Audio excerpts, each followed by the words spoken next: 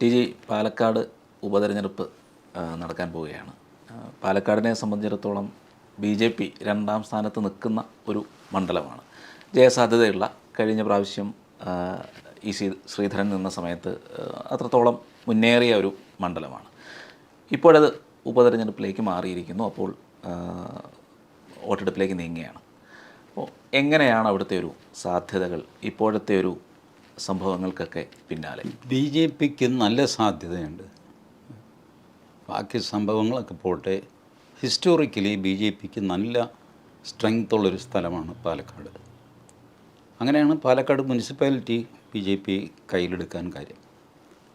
ഗ്രാമപ്രദേശത്ത് പ്രത്യേകിച്ച് അല്പം മുസ്ലിം ഭൂരിപക്ഷമൊന്നുമില്ല, എന്നാലും കൺസിഡറബിൾ മുസ്ലിം പോപ്പുലേഷനുള്ള സ്ഥലത്താണ് BJPക്ക് പുറകോട്ട് പോകേണ്ടി വരുന്നത്. കഴിഞ്ഞ തവണ അങ്ങനെയാണ് ഷാഫി പറമ്പലിനെ നിർത്തിയിട്ട് ആ മുസ്ലിം വോട്ടുകൾ സമാഹരിച്ചു. ഇത്തവണ കോൺഗ്രസിൻ്റെ സ്ഥാനാർത്ഥി മുസ്ലിമല്ല, LDFിൻ്റെ സ്ഥാനാർത്ഥി മുസ്ലിമല്ല. ആഫ്റ്റർ ആൾ പാലക്കാട് ഒരു ഉപതെരഞ്ഞെടുപ്പാണ്. ഇത് ആളുകൾ പലതും തെറ്റിദ്ധരിക്കും ഇതെന്തോ പ്രസ്റ്റീജ് ഫൈറ്റാണെന്ന്. It's not a prestigious fight at all. കാരണം പിണറായി വിജയൻ്റെ കയ്യിൽ 99 സീറ്റുണ്ട്. പാലക്കാട് നേരത്തെ ഉണ്ടായിരുന്നില്ല, ഇപ്പോഴും ഇല്ല. ഇത്തവണ തോറ്റുപോയി എന്ന് വെച്ചോ, പിണറായി വിജയന് എന്ത് സംഭവിക്കാനാണ്? ഒന്നും സംഭവിക്കാനില്ല, ഒന്നും. കോൺഗ്രസ് അവർക്കെന്ത് സംഭവിക്കാനാണ്? അവരുടെ കയ്യിലുണ്ടായിരുന്ന ഒരു സീറ്റ് നഷ്ടപ്പെട്ടു എന്ന് വയ്ക്കുക. ശരി പോട്ടെ, ഇപ്പം നമ്മളേതായാലും ഈ ഒരു സീറ്റ് കൊണ്ട് ഭരണമൊന്നും പിടിച്ചെടുക്കാൻ പോകുന്നില്ലല്ലോ. Nothing is going to happen. ഞാൻ അത്ഭുതപ്പെടുന്നത് ഈ പാലക്കാട് ഇത്ര വലിയ നിർണായകമായ, എന്ത് നിർണായകം?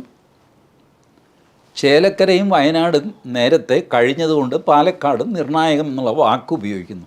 അതിൽ കവിഞ്ഞൊരു ചുക്കുമില്ല ഇതിനകത്ത്. ഇതൊരു ബൈ ഇലക്ഷൻ മാത്രമാണ്. BJPക്ക് മാത്രമാണ് ഇതൊരു ജീവൻ മരണ പോരാട്ടം. കാരണം BJPക്ക് ഒറ്റ സീറ്റ് അസംബ്ലിയിലില്ല. അതുകൊണ്ട് എങ്ങനെയും ഒരു അക്കൗണ്ട് തുറക്കുക. നിയമത്ത് തുറന്ന അക്കൗണ്ട് പൂട്ടിച്ചു എന്നൊക്കെ അവരെ പരിഹസിക്കുന്നു. ശരി, പൂട്ടിപ്പോയി, എന്ത് ചെയ്യാനാണ്? തെരഞ്ഞെടുപ്പാണ്, ജനങ്ങൾ അവർക്ക് തോന്നുന്ന പോലെ വോട്ട് ചെയ്യും. പാലക്കാട് ഇത് വരാതിരിക്കാനായിട്ട് BJP മാക്സിമം ശ്രമിക്കുന്നു, ബാക്കിയുള്ളവരും ശ്രമിക്കുന്നു. പക്ഷേ ആ ഓട്ടത്തിലൊരു വ്യത്യാസമുണ്ട്. പണ്ട് ഒരു കള്ളനെ പോലീസുകാരൻ ഓടിച്ചു, കള്ളൻ രക്ഷപ്പെട്ടു, പോലീസുകാരന് ഒപ്പം എത്താൻ പറ്റിയില്ല.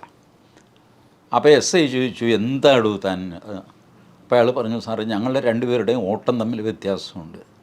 അവൻ ജീവൻ രക്ഷിക്കാൻ ഓടുകയാണ്, ഞാൻ അരി മേടിക്കാൻ ഓടുക, ശമ്പളം കിട്ടാനായിട്ട്. അപ്പോൾ ആ ഓട്ടം തമ്മിലൊരു വ്യത്യാസം.